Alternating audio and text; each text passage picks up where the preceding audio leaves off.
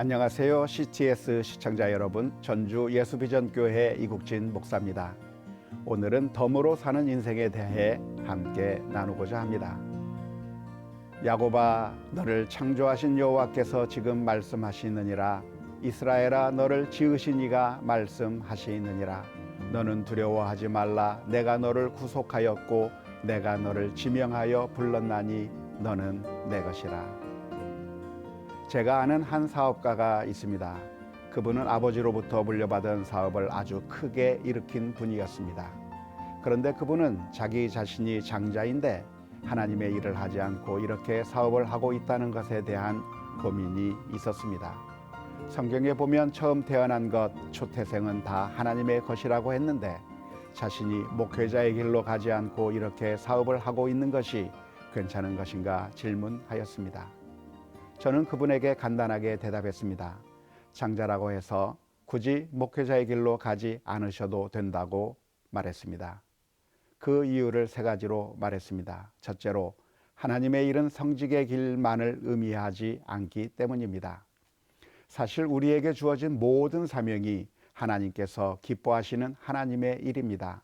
농사를 짓는 것도, 사업을 하는 것도, 학생을 가르치는 것도, 주부로 살아가는 것도, 우리가 하는 대부분의 모든 일들이 하나님의 일입니다.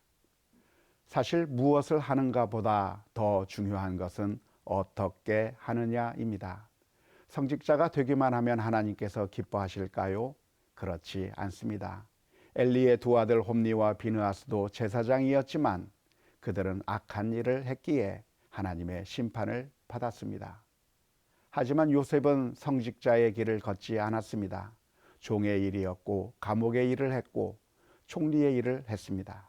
하지만 하나님의 뜻에 순종했기 때문에 하나님의 도구가 되었습니다. 어떤 직업을 갖는 것보다도 더 중요한 것은 어떻게 하는가입니다. 둘째로, 목회자의 길은 단지 장자라는 이유만으로 걸어가서는 안 되기 때문입니다. 장자라고 하는 것 외에도 사람들은 여러 가지 이유로 목회자의 길로 들어갈 이유를 찾는데요. 흔히 하나님께서 나를 부르셨다고 하는 내적 소명을 느끼고 목회자의 길로 들어서곤 합니다.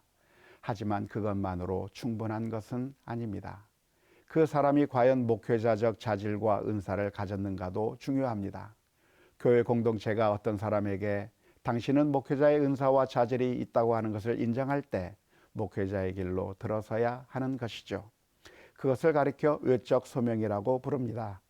이러한 외적 소명이 없이 단순히 주관적인 감정으로 내적 소명만으로 신학교의 문을 두드려서는 안 될 것입니다.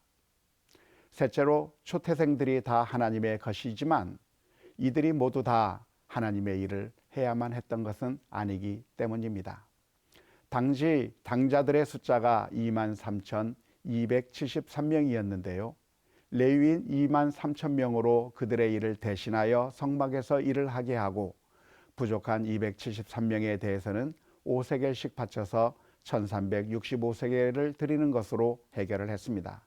그리고 장자들은 그냥 자신들의 일상의 삶을 살았습니다. 하나님의 것이라고 하는 그 말은 일상을 그만두고 종교적인 일을 해야 한다고 하는 그런 뜻이 아닙니다.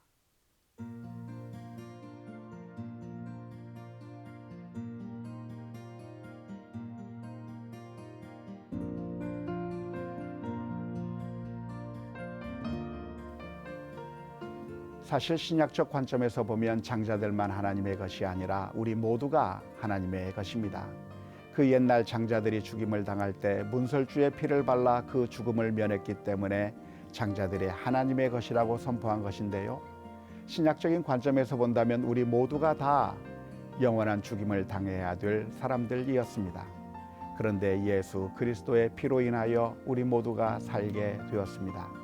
따라서 우리 모두는 장자든 아니든 다 하나님의 것입니다. 그러기에 우리의 인생은 하나님께서 덤으로 주신 삶입니다. 우리가 어떤 일을 하든지 하나님의 은혜에 감사하면서 우리에게 주어진 소명을 감당해야 합니다. 그게 바로 하나님의 일이기 때문입니다.